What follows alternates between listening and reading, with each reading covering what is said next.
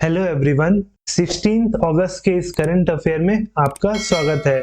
आज के जितने भी इम्पोर्टेंट करंट अफेयर्स के क्वेश्चंस हैं वो हम इस लेक्चर के थ्रू कवर करेंगे। तो चलिए फिर स्टार्ट करते हैं, जिसमें पहला क्वेश्चन है, India's first under water metro will be inaugurated in which city. Bharat की पहली अंडर वाटर मेट्रो का उद्घाटन किस शहर में किया जाएगा? तो वो किया जाएगा ऑप्शन सी कोलकाता में। Option C Kolkata. ये हुगली नदी पे बना अंडर वाटर टनल मार्च 2023 तक पूरी तरीके से चलने के लिए तैयार हो जाएगा। वहीं इस प्रोजेक्ट को बनाने का जो श्रेय है वो कोलकाता मेट्रो रेल कॉरपोरेशन का है, जिसने रेल की सेवाएं हैं उसे 500 मीटर हुगली नदी में एक्सटेंड किया है। वहीं जो इसका मेट्रो स्टेशन होगा यानी हावड़ा मेट्रो स्टेशन, वो हमारे देश का सबसे डीपेस्ट मेट्रो कहलाएगा, जिसकी कुल गहराई है 33 मीटर 33 मीटर्स। वहीं इस प्रोजेक्ट की जो कुल लागत थी वो 8,600 करोड़ रुपए थी। भारतीय अंडर वाटर मेट्रो ट्रेन की तुलना यूरो स्टार से होनी शुरू हो गई है। जो यूरो स्टार है वो क्या है? तो वो मेट्रो रेल है जो कनेक्ट करता है लंदन और पेरिस को। Which player has been chosen by the ICC as the ICC Men's Player of the Month for July 2022? ICC द्वारा जुलाई 2022 के लिए ICC Men's Player of the Month के रूप में किस खिलाड़ी को चुना गया? तो अगस्त महीने में जुलाई का आता है, और जो अगस्त महीना का जो ICC प्लेयर आएगा वो अगले महीने यानी सितंबर के महीने में आएगा। तो जो जुलाई का ICC मेंस प्लेयर का अवार्ड मिला है वो मिला है ऑप्शन ए प्रभात जयसूर्या को। प्रभात जयसूर्या।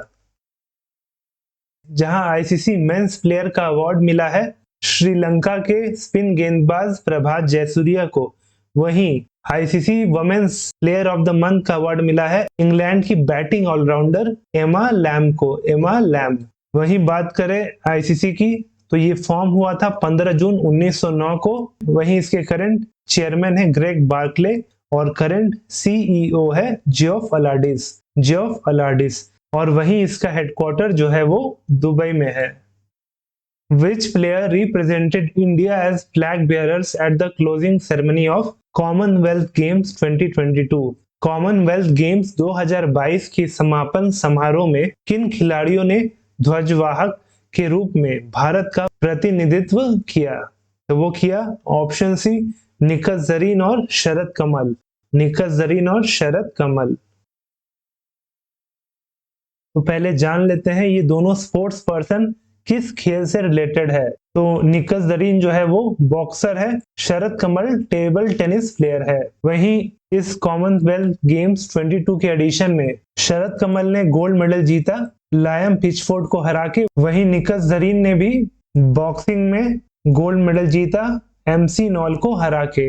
ये तो हो गया क्लोजिंग सेरेमनी का फ्लैग बेयरर। वहीं भारत के तरफ से जो ओपनिंग सेरेमनी में फ्लैग बेयरर थे वो थे PV सिंधु और इंडियन मेंस हॉकी टीम के स्कीपर मनप्रीत सिंह। तो ये दोनों ओपनिंग सेरेमनी में भारत के तरफ से फ्लैग बेयरर थे।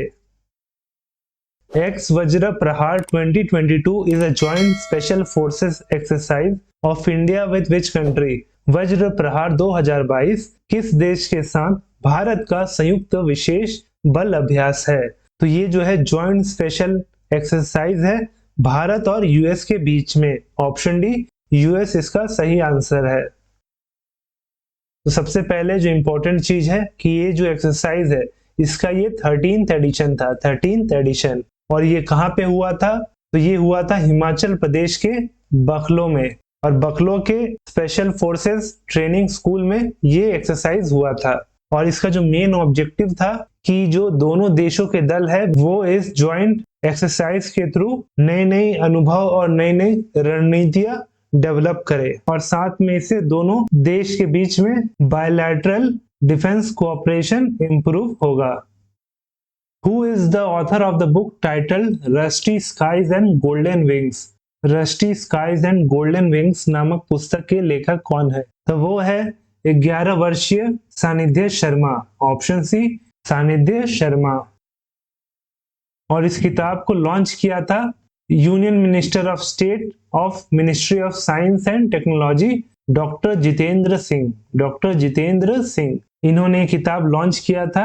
और ये जो सानिध्य शर्मा है वो क्लास 7 की स्टूडेंट है और वो जम्मू की रहने वाली है। और ये किताब 100 पेज का पोएट्री किताब है जिसमें आपको कुल 40 पोएम देखने को मिलेगा। वहीं इस किताब को पब्लिश किया है ब्लू रोज पब्लिशर ने। Which organization created the Spark, the first 3D virtual space tech park?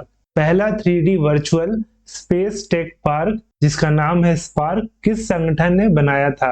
तो वो है ऑप्शन बी इसरो ने। Option B ISRO. इसरो के जो चेयरमैन है उनका नाम है एस सोमनाथ। उन्होंने इस पार्क का उद्घाटन किया जिसका नाम है स्पार्क। एक्चुअल में ये भारत का पहला वर्चुअल स्पेस टेक्नोलॉजी म्यूजियम है जिसे भारत के आजादी के 75वें एनिवर्सरी पूरे होने के उपलक्ष्य में इसे बनाया गया है। वहीं इस वर्चुअल स्पेस में आपको देखने को मिलेगा इसरो से रिलेटेड डॉक्यूमेंट्स, इमेजेस, वीडियोस, उनकी जितनी भी लॉन्चिंग व्हीकल्स है, सैटेलाइट्स है। और इसको देखने के लिए आपको क्या करना होगा, तो आपको उनका जो वेबसाइट है उसमें जाके आप इस वर्चुअल स्पेस का मजा उठा सकते हैं। Who became the first ever cricketer to play 600 T20 cricket matches? 600 T20 cricket match खेलने वाला पहला क्रिकेटर कौन बने? तो वो बने हैं option B Kieron Pollard. Option B Kieron Pollard. Former West Indian allrounder Kieron Adrian Pollard जो पहले ऐसे क्रिकेटर बने हैं 600 T20 खेलने वाले। और इन्होंने ये माइलस्टोन एक T20 इवेंट के दौरान हासिल किया जो चल रहा था लंदन स्पिरिट टीम और मैनचेस्टर ओरिजिनल टीम के बीच में। और ये जो है लंदन स्पिरिट से खेल रहे थे। वहीं इतने T20 मैचेस खेलने की इस सूची में जो दूसरे नंबर पे है वो भी वेस्ट इंडीज से है। उनका नाम है ड्वेन ब्रावो जिन्होंने 543 मैचेस खेला है। उसके बाद शोएब मलिक, फिर वेस्ट इंडियन क्रिस गेल, उसके बाद है Ravi Bopara. Which day is celebrated as the International Youth Day? किस दिन को अंतर्राष्ट्रीय युवा दिवस के रूप में मनाया जाता है? तो वो है ऑप्शन डी 12 अगस्त को। ऑप्शन डी 12 अगस्त। ये हर साल 12 अगस्त को सेलिब्रेट किया जाता है।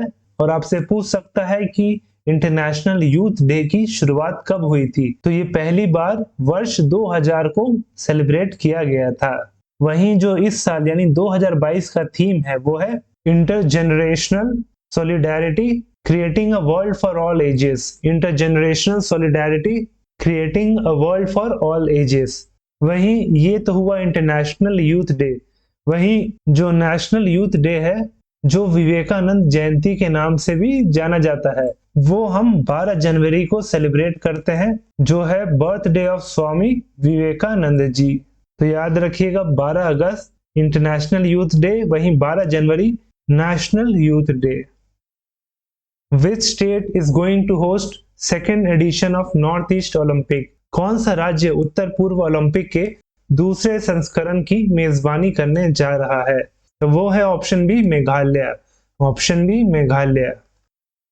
जो नॉर्थ ईस्ट ओलंपिक्स होने वाला है वो 30 अक्टूबर से लेकर 6 नवंबर तक चलेगा मेघालय की राजधानी शिलोंग में। वहीं आपसे पूछ सकता है पहला एडिशन कहाँ हुआ था? तो ये वर्ष 2018 में मणिपुर में हुआ था। तब यहाँ पे कुल 12 खेलें इस ओलंपिक में शामिल थी। और वहीं इस एडिशन की बात करें तो इस बार कुल 4000 एथलीट पार्टिसिपेट करेंगे नॉर्थ ईस्टर्न स्टेट से। वहीं 18 खेलें इस बार शामिल है और ये शिलोंग के 13 वेन्यूज में खेली जाएगी। वहीं बात करें मेघालय की तो मेघालय जो है आसाम का 2 जिला को काट के मेघालय को बनाया गया था। और वहीं कब बनाया गया था? तो ये बना था 21 जनवरी 1972 को। वहीं 12 जिले हैं मेघालय में, राजधानी शिलोंग है, वहीं सीएम है कोनराड सांगमा और गवर्नर है सत्यपाल मलिक। वहीं लोकसभा सीटों की बात करें तो कुल 2 लोकसभा सीटें हैं मेघालय से। वहीं राज्यसभा के लिए सिर्फ और सिर्फ 1 सीट है। What is the name of the first made in India surgical robotic system? Bharat में निर्मित प्रथम सर्जिकल रोबोटिक प्रणाली का क्या नाम है? तो वो है option A SSI Mantra. SSI Mantra. और इसे इंस्टॉल किया गया है नई दिल्ली के Rajiv Gandhi cancer institute and research centre ने, और इसे बनाया है medtech startup company SS innovation ने, एसएस इनोवेशन। लेकिन ये जो आइडिया था बनाने का वो था robotic cardiac surgeon doctor Sudhir P Srivastava का। और ये बनाने का जो मुख्य कारण था इनका वो ये था कि जो रोबोटिक सर्जरी काफी महंगी होती है उसे आम लोगों के लिए एक्सेसिबल और किफायती बनाया जा सके।